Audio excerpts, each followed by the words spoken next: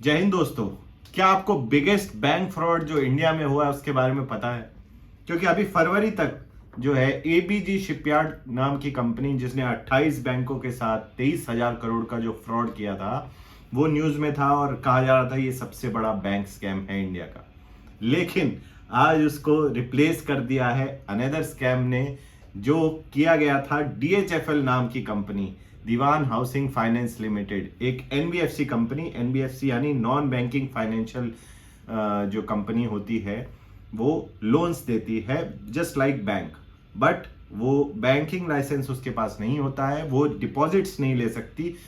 कुछ ही चुनी हुई एनबीएफसी को आरबीआई ने अलाउ किया है बैंक में, एनबीएफसी में डिपॉजिट लेने के लिए। लेकिन इनका इनका क्या होता है, सिंपल बिजनेस मॉडल है। आप बैंक से पैसा उठाते हैं कुछ इंटरेस्ट रेट पे, मान लीजिए 4-5% पे, और फर्दर आप आगे लोन देते हैं लोगों को 10-12% या जो भी होम लोन या फिर जैसे भी लोन्स आप देते हैं, और बीच का जो गैप हो गया वो आपकी मार्जिन हो जाती है। अब ये डीएचएफएल जो है ऐसी ही एक एनबीएफसी कंपनी थी जो मिडिल और लोअर इनकम हाउस होल्ड्स को होम लोन देती थी और अच्छा खासा काम भी चल रहा था। लेकिन 2 साल पहले इनका फ्रॉड बाहर निकल के आया।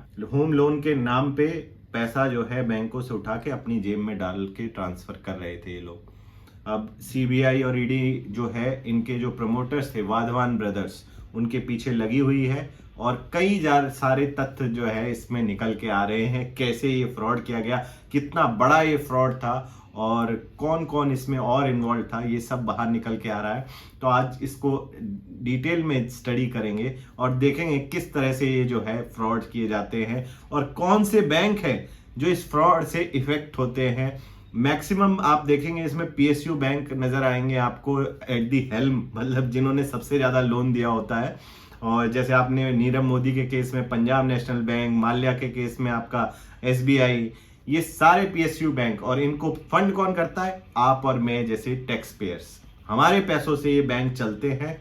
हम अपना पैसा डायरेक्टली भी इसमें रखते हैं और इनडायरेक्टली सरकार इनमें इन्वेस्ट करती रहती है ये जो फर्जी लोन होते हैं इनसे बचने के लिए। तो आज जो है इनको स्टडी करके देखते हैं कि ये किस तरह से बैंक फ्रॉड किया गया था और क्या इसमें और इन्वॉल्व हैं लोग। तो बने रहिए इस पॉडकास्ट में एंड तक।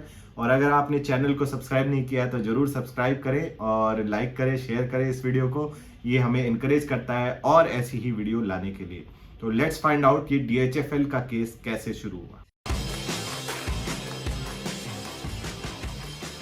तो ये शुरुआत कहां से हुई? शुरुआत तो पहले इन्होंने सही काम करना शुरू किया पिछले डेकेड यानी 2010 के बाद से।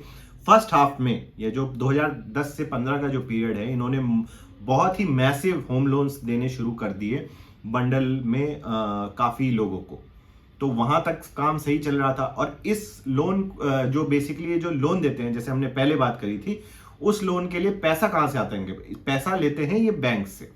और ऐसे ही इन्होंने 2010 से लेके 2018 के बीच में 43,000 करोड़, 43,000 करोड़ के लोन लिए थे, जिसमें मैक्सिमम जो है लेड बाय जो यूनियन बैंक था। Union bank again PSU bank. सब कुछ ठीक चल रहा था। लेकिन कोबरा पोस्ट के द्वारा, जो एक इन्वेस्टिगेटिव जर्नलिज्म के लिए जाना जाता है, उन्होंने ये उजागर किया कि भाई इनके काफी जो है नेक्सस चल रहा है। नेक्सस यानी कि मेल भगत चल रही है between the promoters and shell companies. मतलब शेल कंपनी क्या होती है? फर्जी कंपनी, जो आप उसमें कोई बिजनेस नहीं हो रहा, बस आप अपना पैसा राउट करने के लिए उनको खड़ी करते हैं। तो जब ये चीज न्यूज बाहर निकल के आई तो भैया यूनियन बैंक की घंटी बजी। उन्होंने कहा सबसे ज्यादा लोन तो हमने दे रखा है, अगर ये फर्जीवाड़ा कर रहे हैं तो हमारा नुकसान होगा। तो उन्होंने जो बिग ऑडिटर यानी केपीएमजी नाम की जो कंपनी है उसको अपॉइंट किया और केपीएमजी ने पूरा इन्वेस्टिगेट किया मामले को और निकल के वही चीज बाहर आई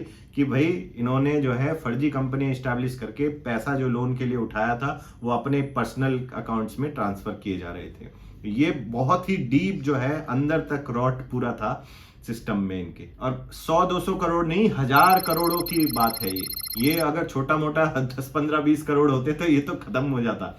ये हजारों करोड़ में खेल रहे थे। अब इस पॉइंट पे बैंक के पास कुछ ज्यादा ऑप्शन नहीं होते, क्योंकि अब जब तक कोई अगर अपना लोन लौटाने की क्षमता नहीं रखता या नहीं किसी कारणवश वापस कर पा रहा अपनी ईएमआई, जैसे अगर हम भी पे ना कर पाए तो बैंक जो है उसको एनपीए डिक्लेयर कर देता है, बैड लोन्स जैसे बोलते हैं। एनपीए मतलब नॉन परफॉर्मिंग एसेट, कि इस एसेट से हमें कोई पैसा अब नहीं आ रहा है, और वो बैलेंस शीट में वहां चला जाता है।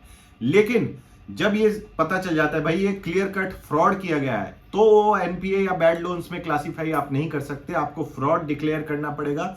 और सेम तरीके से यूनियन बैंक ने इसको फ्रॉड डिक्लेयर करके सीबीआई के पास कंप्लेंट दर्ज करी पिछले साल। अब इतने पैसों का ये प्रमोटर्स करते क्या है, मतलब मेरे तो खुद पर्सनली समझ नहीं आता। ठीक है, आप 100-200 करोड़ 300 1000 करोड़ के बाद आपकी क्या ही वो रह जाती है कि इतना पैसा आप कहां यूटिलाइज करते, इतना तो खर्चा करने में मुश्किल हो जाए।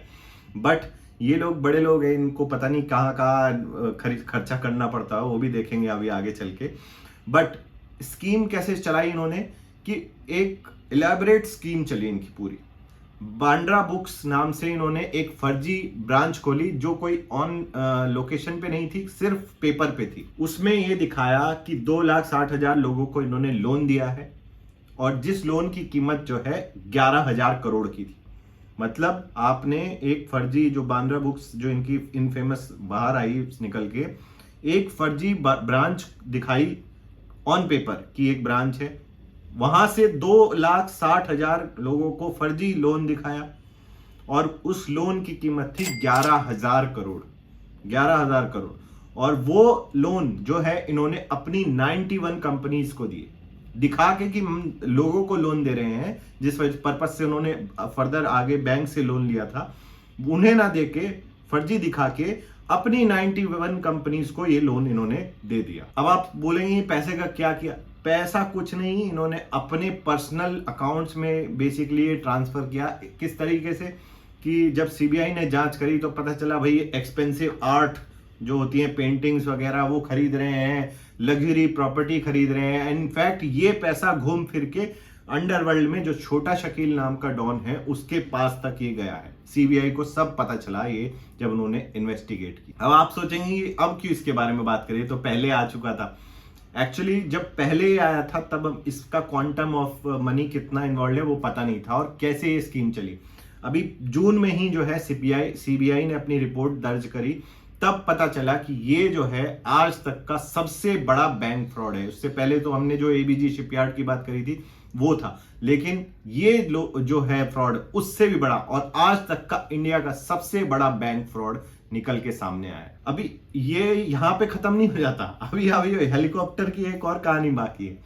आप इसमें और एक पार्टी इन्वॉल्व है, येस बैंक, जो आपने अगेन सुना होगा, फर्जीवाड़े में फिर से पकड़ा गया था। बैंक भी, और प्राइवेट बैंक होके वो इस तरह के काम में पकड़ा गया था।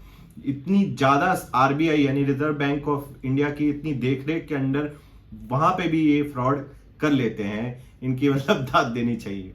तो इसमें क्या हुआ था, बेसिकली हेलीकॉप्टर की ये कहानी है। जो डीएचएफएल है इसने येस बैंक से लोन लिया, वही सेम अपना मोडस ऑपरेंडी कि भाई वहां से लोन लेके हम आगे फर्दर लोन देंगे, एक बांद्रा रिक्लेमिनेशन प्रोजेक्ट के नाम पे, जो सिर्फ पेपर पे था, ऑन ग्राउंड कुछ नहीं।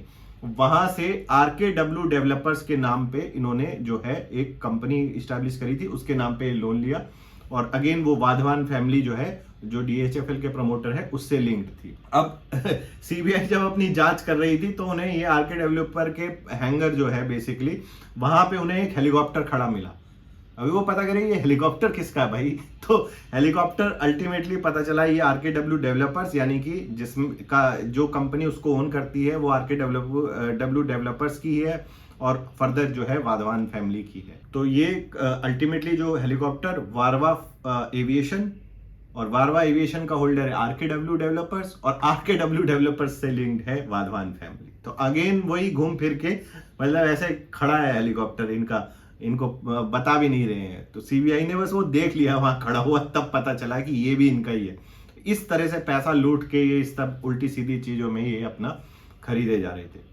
अब येस बैंक की अगर हम बात करें तो राणा कपूर, जो जिनके ऊपर अलग केस चल रहा है फ्रॉड का, उनके ऊपर भी यही इल्जाम है कि भाई चलो यूनियन बैंक में तो आपने हो सकता है उनको उल्लू बना के लोन ले लिया, लेकिन जो राणा कपूर थे उनको तो ये सारी चीजें पता थी, और उस वजह से ये प्रूव भी हो चुका है कि उनको तो ये सारी नॉलेज थी। उनको ये लोन पास करने के लिए DHFL को बदले में और उल्टी जो है रिश्वत और ब्राइब मिलती थी, किकबैक्स मिलते थे, जिस वजह से वो अपना खुशी खुशी लोन पास कर देते थे कि भैया ले लो, हमारा क्या, हमें तो कोई दिक्कत नहीं है, ज्यादा से ज्यादा NPA होगा और बदले में उनको पैसा मिल ही रहा है। तो ये सारी चीजें भी CBI प्रूव कर चुका है। सबकी जो है ये सारे स्टेक होल्डर मिलकर जो है पब्लिक का बेवकूफ बना रहे हैं और कुछ नहीं। तो घूम फिर के पता तो यही चलता है कि भैया ये सब मिलके बेवकूफ बना रहे हैं और अल्टीमेटली सफर कौन कर रहा है?